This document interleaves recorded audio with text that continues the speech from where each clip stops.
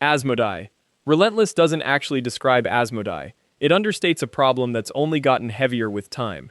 This is a figure who built an entire legacy not through justice or mercy, but by making repentance itself a logistical nightmare. The contradiction that matters is simple. Every Dark Angel already lives under suspicion, but Asmodai turns suspicion into the main event. He isn't content to catch fallen brothers. He is relentless in pursuing repentance from those he interrogates. His reputation is measured in specifics, not half-remembered stories. Asmodai's methods are mapped with obsessive care. His interrogations are infamous for a reason, and the details are never fuzzy.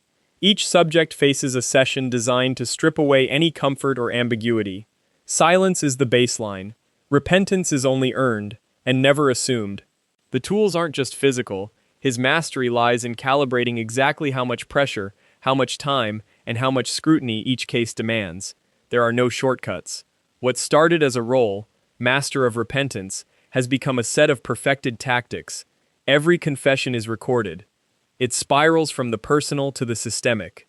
Asmodai serves as the Master of Repentance, focusing on the interrogation and repentance of the fallen. The process he built doesn't simply police morality, it engineers a feedback loop.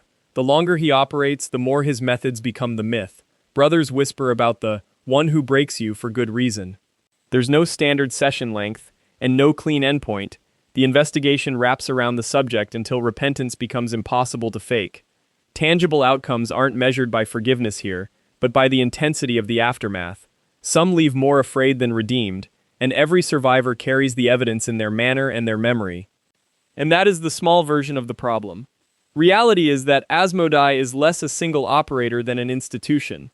He exists both as a person and as a standard. His reputation weighs down every rule, every tradition, every whispered story. Guilt and innocence are never binary decisions. Survival in this system means learning to navigate a culture that remembers every failure and rarely forgives, even when the facts support absolution. The contradiction you opened with isn't just about a judge growing infamous. It's about a process that maintains blame as its currency. The legend of Asmodai persists not because he solves anything, but because every encounter reinforces the system, not the individual. And that's exactly why the myth outlives the man. The process doesn't end, and neither does its impact. Sammael. The last was the silent judgment in a sealed room. This is pursuit written in jet black on the battlefield. Where most expect the familiar, another interrogator, another ritual of guilt and confession, Sammael arrives, and the entire premise flips. Grand Master of the Ravenwing isn't about ceremony, it's about velocity, decisions made on the run, and the kind of chase that rewrites how a chapter polices its secrets. Here, the role doesn't test penance, it tests pursuit. This isn't the Master of Repentance in tougher armor. Sammael's function is as Grand Master of the Ravenwing, leading the chapter's swift mobile units. The details are precise. Command of the Ravenwing makes him the architect of maneuver. Every engagement is plotted not as a static defense, but as a kinetic puzzle. Information and anticipation beat tradition every time. He is known for audacious cavalry assaults and rapid tactical maneuvers. Where others perform rituals, he orchestrates the impossible chase. The environment itself becomes the test, and only those who can read the field survive. Think about the actual consequences. Living this way means navigating a never-ending threatscape. Personhood is measured by readiness, not rote. Every operation is calibrated in real time, and the difference between survival and disaster is defined by execution, not prayer. This is not a role for the contemplative. It's a job that erases routine, prizes fluidity, and demands a leader whose decisions never echo the last. People habitually confuse this sort of command with ritual, like the pursuit is just another ceremony where the script wins. They're wrong. The Ravenwing isn't built for slow cycles, and Sammael himself is no guardian of static justice. His domain is the hunt, the running battle, and the idea that every secret, every enemy, every hint of danger is a moving target. He leads the hunt for the fallen at the head of the Ravenwing. Picture Sammael now, not as a name in a roster, but as a blur cutting across the endless field. The command issues in response to every unpredictable shift, and the leader is always just ahead of the next possibility. Never anchored, always moving. Subscribe and tell us in the comments which Dark Angel you think was the most unyielding. Let's get back into it. Ezekiel. Sammael at least gets to race ahead, barely touched, whenever disaster comes calling. Ezekiel doesn't get that luxury. He has to stand still, reach into the warp, and pull answers out of a place that resents being asked. Chief Librarian isn't a desk job dressed up in robes. It's the single most exposed position in the chapter, because every vision Ezekiel channels comes with the risk that something channels back. The specifics aren't vague. As the Dark Angel's foremost psyker, he commands the Librarius, training and overseeing every battle brother who touches the warp in service of the chapter. That's not a ceremonial post. It's supervision of the most dangerous resource the Dark Angels have, the kind of power that ends careers, minds, and sometimes lives when it's mismanaged. Ezekiel manages it anyway, session after session, because someone has to stand at that edge, so the rest of the chapter doesn't have to. Picture what the job actually demands. Foresight in the middle of a firefight, translating fragmented visions into orders fast enough to matter, and doing it all while the warp itself treats every reading as an invitation. There's no manual thick enough to cover what he's asked to interpret on the fly. His gift is also his liability. The same sight that saves a company can just as easily unravel the one wielding it. People assume a librarian's war is fought entirely in the mind, safely behind the front line. Wrong. Ezekiel is out there with his brothers, weaving prescience into the chaos of close combat, because knowledge that arrives a second too late is just as useless as no knowledge at all. The chapter's secrets, its future, its next disaster, Ezekiel sees pieces of it before anyone else does, and he has to decide, every time, how much of that truth the chapter can survive hearing. Belial, say what you want about visions and velocity, none of it matters if the door doesn't get kicked in. That's Belial's entire domain.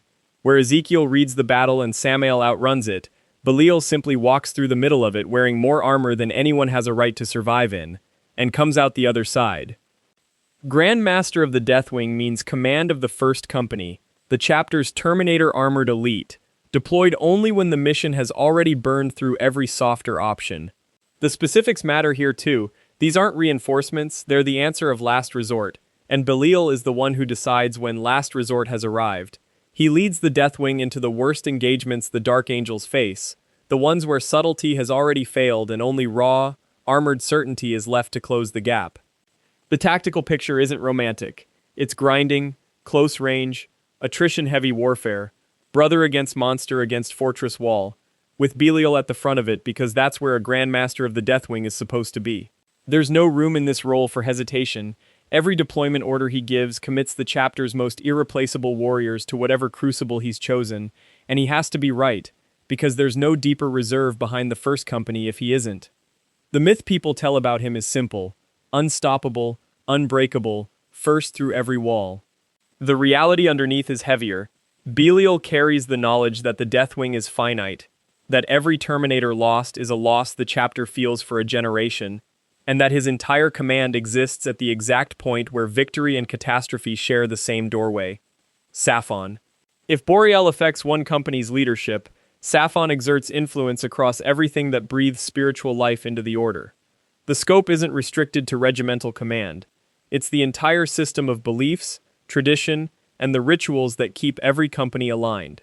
The numbers defy easy summary, because Saphon isn't counted by kill records or medals but by his reach. Across every company, his edict is carried out through rites, ceremonies, and the calibration of faith. A single word from Saphon can set the tone for dozens of leaders and hundreds of adherents, and it is not an exaggeration. The Grand Master of Chaplains is officially recognized as the highest spiritual voice among all chaplains in the roster, locking him above ceremonial peers and past editions' less defined spiritual hierarchies. But the general claim gives way to a detail that makes it unavoidable. The link is personal. The title isn't just honorary. It is applied every time a chaplain performs a rite, delivers a speech, or reinforces discipline. Chaplains do not just report, they defer. Official explanations present Saphon as the ideal, a leader who preserves tradition, bolsters morale, and keeps the order aligned in both purpose and doctrine. But those explanations fail to describe the sheer personal pressure. Every religious fault, every lapse in discipline, every unspoken doubt in faith rolls uphill, landing on Saphon's shoulders. No summary, no rulebook entry, no codex ever spells out how the strain builds with every company added to his domain. But the facts make it clear. The strangest part is right there in the numbers. Zadakiel. The boring explanation says the machine hums along, and Zadakiel turns the gears. That's the version people settle for because the real answer is less exciting and takes longer to explain. Nobody writes songs about the officer who keeps the fleet fueled, the armories stocked, and the chapter's sprawling logistics from quietly falling apart mid-campaign, but nobody survives a war without him either. The role is unglamorous by design. Zadakiel's authority runs through supply lines, deployment schedules, the machinery of a chapter that has to be somewhere, armed and ready, before it can ever be heroic. Every triumphant charge the other names in this list get credit for depends on equipment that arrived on time, ammunition that didn't run dry, and transport that didn't break down at the worst possible moment. That's Zedekiel's ledger, and it never closes. There's no dramatic interrogation here, no cavalry charge, no vision of the future, just the unglamorous certainty that if this position fails, everyone else's legend stops mattering. The tension isn't external, it's structural. Keep an entire chapter's war machine running across campaigns nobody can predict, with margins for error that shrink every time Azrael commits to a new front. So the boring explanation turns out to be the load-bearing one. Zedekiel doesn't get remembered the way Belial or Sammael do, and that's the point. His success looks like nothing happening, like the war simply continuing, like the gears turning exactly the way no one notices until they stop. Supreme Grand Master Azrael. If the wrong hands at the mid-tier can break a chapter, Azrael is what happens when power is absolute, and the stakes aren't the life of a squad, but the soul of the entire chapter. Supreme Grand Master is not a ceremonial title, it is a burden carried into every new disaster the Dark Angels face. Azrael doesn't just sign off on strategies, he is responsible for the aftershocks when things go wrong. His helmet, the artifact he wears, is not symbolic. It's the physical record of every mistake and every victory. His orders carry the weight of extinction, because in the current canon, the chapter's survival doesn't just depend on him. It's been shaped outright by his actions. The codices don't give him leeway for error. He has enacted new doctrines, restructured his forces to meet threats that didn't exist the last time the galaxy was mapped, and sustained a chapter whose secrets would fracture lesser groups. Even his command staff, forged under his tenure, is a direct product of his judgment. When the cycle of war lurches forward, it's Azrael's strategies that determine who lives to see the next campaign. Squad deployments, resource allocation, and the integration of new warriors. Every single system pivots on his call. The numbers track back to him, one chapter united by one leader, in a universe that's never tolerated second chances. Some argue that the chapter was always greater than the man, that stability is baked into the institution and Azrael simply sits in the chair when the music stops. But that collapses the moment you add up the reforms, the preserved unity, and the brutal fact that under his command, the chapter has not fractured, dissolved, or lost its name. The facts themselves refuse the deflation. There is no guarantee in the texts that a Dark Angel chapter survives a generation of war, only the proof that Azrael made it so. Every line of evidence draws straight to the reality. The chapter stands or falls with him, and right now, it stands. Lion El'Jonson. If previous command figures were distant, if authority was once rare, the next is immediate and walking the same battlefields as his sons. The Primarch is no ghost or distant memory. The Lion's return is current, brutal, and close. In Warhammer 40,000's present lore, Lion El'Jonson is not some arcane possibility, not a whisper in the halls. He is physical power on the field, the living history of the First Legion made flesh and weapon. His feats are not measured in metaphors. As of current canon, his prowess is quantifiable. The datasheets give him hard stats and his strategic influence shapes campaigns. There are numbers etched into his resurgent era, listing his armaments, listing the victories claimed since he awoke, quantifying the impact by the missions undertaken since his return. His presence realigns the command structure entirely, as nothing above a Primarch's order stands unchallenged. Specialists track these deployments with care, logging how the delicate equilibrium of the chapter now bends to his will, even the calibrated discipline of the Supreme Grand Master adapting as the Primarch asserts the original design. The reasonable challenge makes sense on paper, but it's never just a matter of one ancient hero resuming an old role. A chapter built around centuries of adaptation must now, in real time, submit to the broken symmetry of its founder. If there is an objection for the specialist, it is about how the old and the new integrate. how decades of hard-forged doctrines slot beneath the command of one returned master without fracture. Yet the specialist cannot ignore what is now codified canon. The moment the lion speaks, the mechanisms of the dark angels shift. So the question that hovers over the chapter, debated after every campaign, is as sharp and unresolved as ever. How long can a brotherhood built under generations of lesser leaders function when its original architect now walks among them, rewriting the order of things with every breath?